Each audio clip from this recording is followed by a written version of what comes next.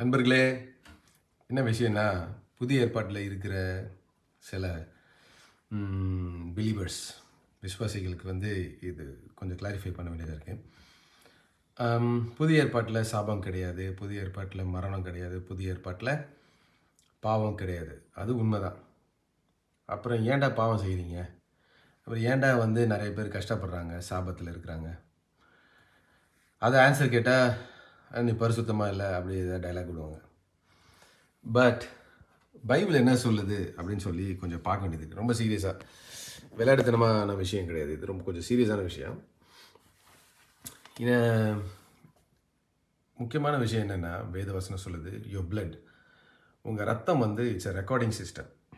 எல்லாத்தையுமே அதை ரெக்கார்ட் பண்ணிக்கிட்டே இருக்கும், பதிவு பண்ணிகிட்டே இருக்கும். உங்களுக்கு விரோதமாக எந்திரிச்சு பேசும். உங்களுடைய ரத்தமே, ஆபேல் ரத்தம் பேசுச்சு இல்லை, இயேசுவின் ரத்தம் பேசுது இல்லை. ஸோ உங்கள் ரத்தமும் பேசும்.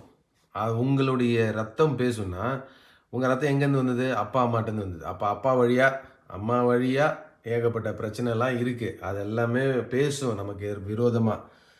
இதெல்லாம் பைபிள் சொல்லி தருது. அதனால் இந்த ரத்தத்தில் இருக்கிற இந்த விஷயத்தை எப்படி பேசுகிறத, எப்படி ஆஃப் பண்ணுறது அப்படின்னு நீங்கள் கேட்டிங்கன்னா, அதுக்கு பைபிள் ஆன்சர் சொல்லுது. இதுக்கு வேறு வழியே இல்லையா அப்படின்னு கேட்டிங்கன்னா, வழி இருக்குது. அது என்ன வழினா, இயேசு கிறிஸ்துவின் ரத்தத்தை தியானிக்கிறதின் மூலமாக, இயேசு கிறிஸ்துவின் ரத்தத்தை நம்ம உட்கொள்ளும் மூலமாக. அதுதான் கம்யூனியன் எடுக்கும்போது தயவுசெய்து மண்டை குழம்பி போய் எதாவது மாற்றி மாற்றி எடுக்காதீங்க. இயேசுவின் ரத்தத்தை எடுக்கும்போது சொல்லுங்கள், ஆண்டவரே உங்களுடைய ரத்தம் என் பாவத்தை, என் மீறுதலை, என் அக்கிரமத்தை சுத்திகரிக்கிறது என்று நான் விசுவசிக்கிறேன், அதை நான் நம்புகிறேன் அப்படின்னு சொல்லி எடுங்க. ஆமாம், அப்போ உங்கள் ரத்தம் என் சாபத்தெல்லாம் அதுலேருந்து என்னை மீட்டு, என்னை கழுவி, அதை நான் விசுவாசிக்கிறேன் அப்படின்னு சொல்லி எடுங்க. என்னுடைய ரத்தத்தை நீங்கள் கழுவுறீங்க. ரோமர் புஸ்தகம் 9வது அதிகாரம் நினைக்கிறேன், 9:10. காட்டு ஒலிவு மரத்திலிருந்து எடுத்து நல்ல ஒலிவு மரமான இயேசு கிறிஸ்துவின் நான் இணைக்கப்பட்டதுனால நல்ல ஒலிவு மரத்துடைய சாரம் எனக்குள்ளார் வருது அப்படின்னு விசுவாசத்தில் பண்ணி நீங்கள் வாயினால் அறிக்கை செய்யும் போது தான் ரட்சிப்பு வருது. இப்படி தான் பைபிள் சொல்லி தருது. அதனால தான் நீங்கள் இருதயத்தில் நீங்கள் விசுவாசிக்கணும்.